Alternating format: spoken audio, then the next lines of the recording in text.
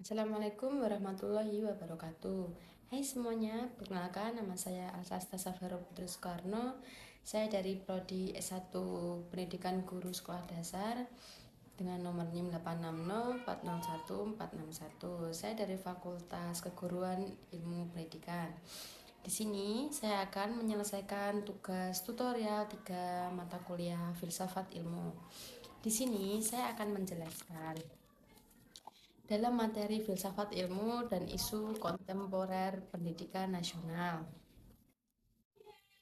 Pilar pendidikan dan relevansinya di era digital.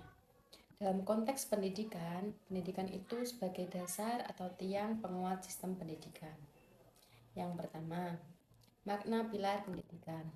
Pilar pendidikan adalah dasar atau tiang penyangga sebagai fondasi utama dalam pendidikan, seperti rumah yang memerlukan fondasi agar bangunannya kuat.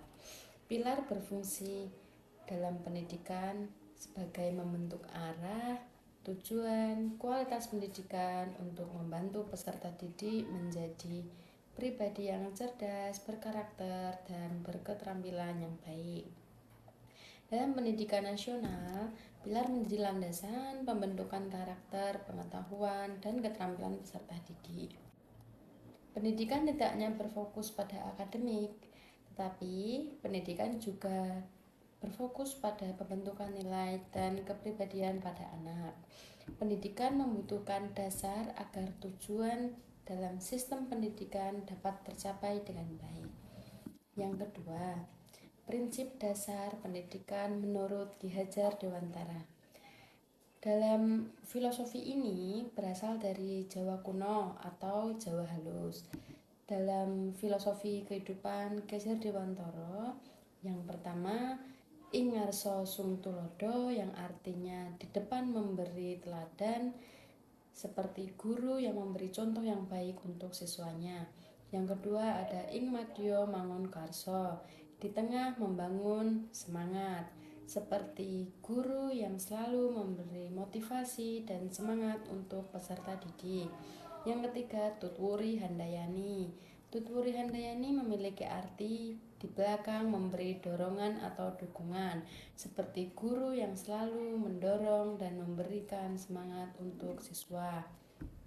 Prinsip ini menempatkan guru sebagai teladan, motivasi, dan pendamping peserta didik.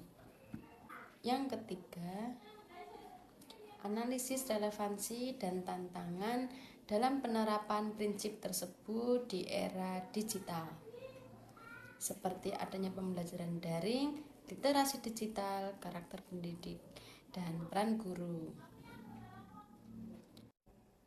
Nah, di antaranya yaitu yang pertama, di era digital teknologi semakin sering digunakan dalam pembelajaran. Dalam pembelajaran pada anak, adanya penggunaan internet, video pembelajaran, dan kelas online. Guru harus bisa menjadi teladan dan contoh yang baik dalam penggunaan teknologi dan etika digital. Jadi, kita sebagai guru harus menjadi contoh yang baik untuk peserta didik, yang baik dalam penggunaan teknologi dan bijak dalam penggunaan internet. Selalu mengajarkan anak menjadi pribadi yang positif untuk penggunaan digital. Yang kedua, pembelajaran daring membutuhkan guru yang mampu membangun motivasi belajar pada anak. Yang ketiga, peserta didik juga memerlukan pendampingan dalam literasi digital. Yang keempat, pendidikan karakter tetap penting di tengah perkembangan media sosial dan teknologi. Kemudian, tantangan penerapannya yaitu yang pertama, penyalahgunaan teknologi, penggunaan internet, penggunaan HP secara tidak benar, menyebar informasi yang tidak benar, atau penyebar hoax. Tidak semua peserta didik memiliki Yang kedua, tidak semua peserta didik memiliki fasilitas yang memadai.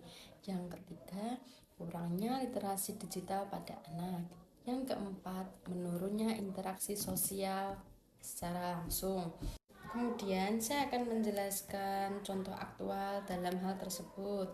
Yang pertama, dalam sekolah selalu bahkan pernah ada yang menggunakan platform dalam pembelajaran daring, yaitu aplikasi Google Classroom dan pelaksanaan adanya Zoom. Kemudian di sekolah, pendidikan karakter dapat melalui etika bermedia sosial. Selanjutnya, pemanfaatan video pembelajar interaktif. Pemanfaatan video pembelajaran interaktif untuk meningkatkan motivasi belajar. Setelah itu, orang tua dan guru bekerja sama dalam mengawasi penggunaan gadget peserta didik. Kemudian yang keempat, refleksi singkat tentang bagaimana pilar tersebut dapat menjawab persoalan pendidikan nasional saat ini. Yang pertama, pendidikan Gadjar Dewantara tetap relevan di era digital. Karena filosofi kehidupan Gadjar Dewantara dalam pendidikan menekankan keteladanan, motivasi, dan dukungan kepada peserta didik. Kemudian, yang kedua, prinsip tersebut dapat membantu menjawab tantangan pendidikan nasional seperti krisis karakter, rendahnya literasi digital.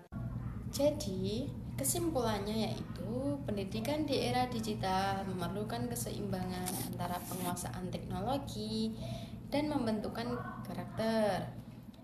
Dalam nilai-nilai Gadjar Dewantara menjadi pondasi yang penting untuk menciptakan generasi yang cerdas, berkarakter, dan bijak dalam teknologi. Sekian persembahan video dari saya. Terima kasih. Wassalamualaikum warahmatullahi wabarakatuh.